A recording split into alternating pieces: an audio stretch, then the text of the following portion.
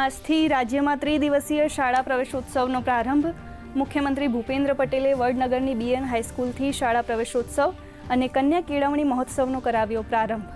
બાળકોના 100% નામાંકનથી શિક્ષણ સેવા યજ્ઞને વધુ વેગવાન બનાવવા કર્યું આહવાન.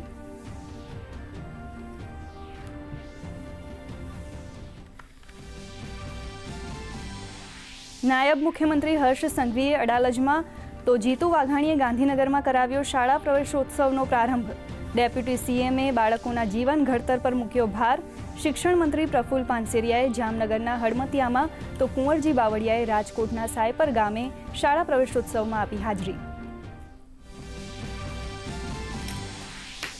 કૃષિ ઉત્પાદનોની ઓક્શન પ્રક્રિયા બનશે વધુ મજબૂત. કેન્દ્રીય ગૃહ અને સહકારિતા મંત્રી અમિત શાહે નાફેડના ઓપરેશન પોર્ટલ nefex.in નો કરાવ્યો પ્રારંભ. ખેડૂતોના બાળકો માટે કલ્યાણ સ્કોલરશિપ અને પાક સંગ્રહ માટે દ્રષ્ટિ પોર્ટલ પણ કર્યું લોન્ચ.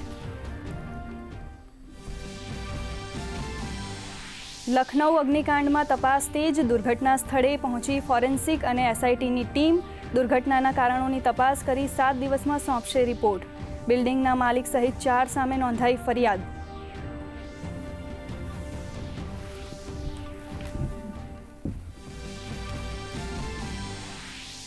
અયોધ્યામાં રામ મંદિર દાનના નાણાકીય વ્યવસ્થાપનમાં હેરાફેરીની તપાસનો મામલો.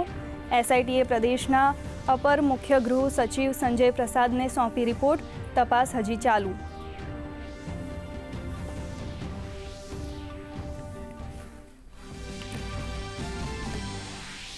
અમદાવાદમાં બ્લડ પ્લાઝમા ભેળસેળનું કૌભાંડ. અમદાવાદ ગ્રામ્ય એસઓજીએ 4 આરોપીઓની કરી ધરપકડ. આરોપીઓ પાસેથી 11 લાખની કિંમતની કુલ 1140 પ્લાઝમા બેગ કરાઈ જપ્ત. બ્લડ ચોરી અને નકલી પ્લાઝમા બનાવવાનો ગુનો દાખલ કરી કાયદેસરની હાથ ધરાઈ કાર્યવાહી. ગુજરાતમાં ચોમાસાનું આગમન નજીક. 26 જૂન સુધીમાં રાજ્યમાં ચોમાસું સત્તાવાર રીતે દસ્તક દે તેવી શક્યતા. સાયક્લોનિક સર્ક્યુલેશન અને ટ્રફની અસરને પગલે રાજ્યમાં જામશે વરસાદી માહોલ. સુરત, નવસારી, વલસાડ, ડાંગ, અમરેલી અને ભાવનગરમાં ભારે વરસાદની આગાહી.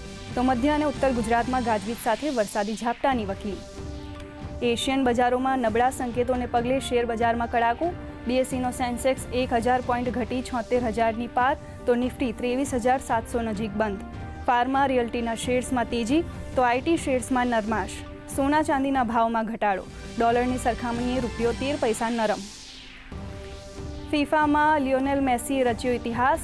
ઓસ્ટ્રિયા સામે 2 દમદાર ગોલ કરીને આર્જેન્ટિનાને અપાવી જીત.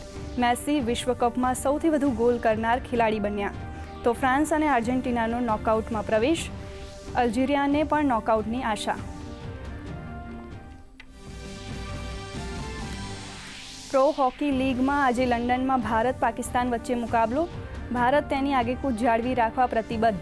બંને ટીમો વચ્ચે રમાયેલી 17 મેચમાંથી 15માં ભારતનો વિજય, જ્યારે 2 મેચ ડ્રો.